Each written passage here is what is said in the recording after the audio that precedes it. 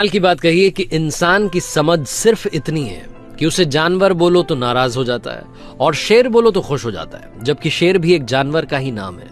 Hi guys, मैं हूं RJ Kartik. एक छोटी सी कहानी। ये कहानी एक टीचर की जो छोटे से गांव में पढ़ाते थे। उनकी लाइफ में सब कुछ परफेक्ट चल रहा था। बेटा था जिसकी पढ़ाई पूरी होने वाली थी, बेटी थी जिसकी उम्र शादी की हो चली थी, वाइफ थी, यानी कि कुल मिलाकर के हैप्पी लाइफ जी रहे थे। लेकिन एक दिन इनके दिमाग में एक ऐसा ख्याल आया जिसने सब कुछ तबाह कर दिया। इनको लगने लगा कि इनकी वजह से घर वाले खुश हैं। इन्हें ये ख्याल आ गया कि मैं हूं तो ये लोग जी पा रहे हैं, वरना इनकी जिंदगी तबाह हो जाएगी, बर्बाद हो जाएगी। धीरे धीरे ये ख्याल कब घमंड में बदल गया, ईगोइस्टिक बन गए मास्टर साहब, इन्हें पता नहीं चला। एक दिन ये खुद के बारे में सोच रहे थे तो इनको लगा, क्योंकि टीचर अक्सर अपने बारे में सोचते हैं अच्छा भला बुरा, तो इनको लगा कि ये गलत इंसान बन रहे हैं। बार बार ये ख्याल इनकी जिंदगी में बढ़ता जा रहा था। हर चीज में इन्हें घमंड आने लगा था। एक दिन गांव में एक महात्मा आए। महात्मा का प्रवचन था। सुनने के लिए पहुंचे तो प्रवचन में कोइंसिडेंटली टॉपिक जो था वो घमंड था। बाबा जी बता रहे थे कि दुनिया में किसी को भी घमंड नहीं करना चाहिए। हमें ये नहीं सोचना चाहिए कि मेरी वजह से मेरे घर में सब लोग खुश हैं, मेरी वजह से ऑफिस चल रहा है, मेरी वजह से कंपनी चल रही है, मेरी वजह से देश चल रहा है, दुनिया चल रही है। हमें ये सब नहीं सोचना चाहिए। बाबा जी कह रहे थे कि दुनिया में कई लोग आए, कई लोग गए, लेकिन देश दुनिया वैसी की वैसी है, परफेक्ट रहती है, हैप्पी लाइफ रहती है।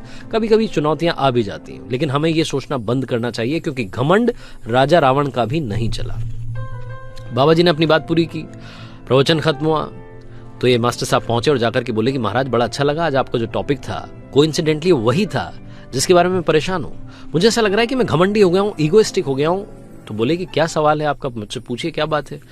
तो बाबा जी ने जब बोला तो मास्टर साहब बोलने लगे कि महाराज, मुझे ऐसा लग रहा है कि मेरी वजह से मेरे घर वाले खुश हैं, मेरी वजह से घर में हर कोई खुशी से जी रहा है। अगर मैं चला गया तो ये लोग परेशान होंगे, बर्बाद हो जाएगी इनकी लाइफ, तबाह हो जाएगी, ये दुखी हो जाएंगे, कैसे चलेगा। तो बाबा जी ने कहा कि तुम्हारे घमंड का बड़ा सिंपल सा सोल्यूशन है। एक काम करो, तुम 2 साल के लिए इस गांव को छोड़कर के शहर चले जाओ, वहां जाकर के नौकरी करो, वहां पैसा कमाओ और यहां की चिंता छोड़ दो, लेकिन बिना बताए जाना। तो उन्होंने कहा कि फिर घर वाले चिंता नहीं करेंगे, कहां चला गया। बोले बस वो मुझ पर छोड़ दो, मैं सब ठीक कर दूंगा। बाबा जी की बात थी, इस बंदे ने मान ली। मास्टर साहब चले गए शहर में। बाबा जी ने गांव में बात फैला दी कि भैया एक शेर आया हमारे आश्रम में और आकर के हमारे एक भक्त को उठा करके ले गया, उसकी मौत हो गई। वो जो भक्त था वो टीचर था। तो बात टीचर की फैमिली को मालूम चली। मास्टर साहब की फैमिली में सब दुखी हो गए, दुख का पहाड़ टूट पड़ा। गांव वाले परेशान हुए कि तो बड़ा बुरा हुआ।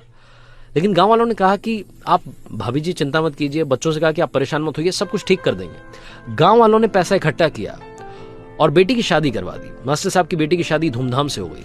जो बेटा था उसे सेठ ने नौकरी पर रख लिया। बेटे की पढ़ाई पूरी हो गई थी, उसने परीक्षा की तैयारी की तो उसकी सरकारी नौकरी लग गई। 2 साल के अंदर सब कुछ वैसा ही वापस हो गया जैसा पहले था।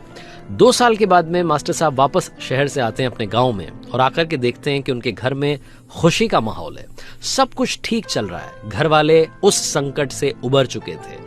मास्टर साहब को समझ में आ गया कि दुनिया में किसी के भी होने से कोई फर्क नहीं पड़ता, किसी के रहने से करने से काम नहीं चलता। सब इंसान इस दुनिया में अपनी किस्मत, अपनी मेहनत सिखा रहे हैं। वो अंदर आए घर में और आकर के घर वालों से माफी मांगी। घर वाले चौंक गए तो उन्हें सारी बात समझाई कि बाबा जी ने सोल्यूशन दिया था। छोटी सी कहानी लाइफ में बहुत बड़ी बात सिखाती है। अगर हम ये सोचते हैं कि हमारी वजह से सब कुछ चल रहा है तो हम गलत सोचते हैं। और कई सारे लोग मुझसे मैसेज करके पूछते हैं कि हमारी किस्मत जो है वो ठीक नहीं हो पा रही है, हमारा लक ठीक नहीं हो पा रहा है।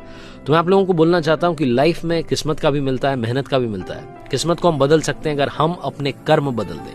अगर हम ऐसे काम करें जिससे हमें दुआएं मिलेंगी तो हमारी जिंदगी में सब कुछ अच्छा होने लगेगा। मेरे दोस्त, लाइफ में पैसा बहुत लोग कमाते हैं, दुआएं कमाना शुरू कीजिए, आपकी लाइफ धीरे धीरे धीरे बदलने लगेगी।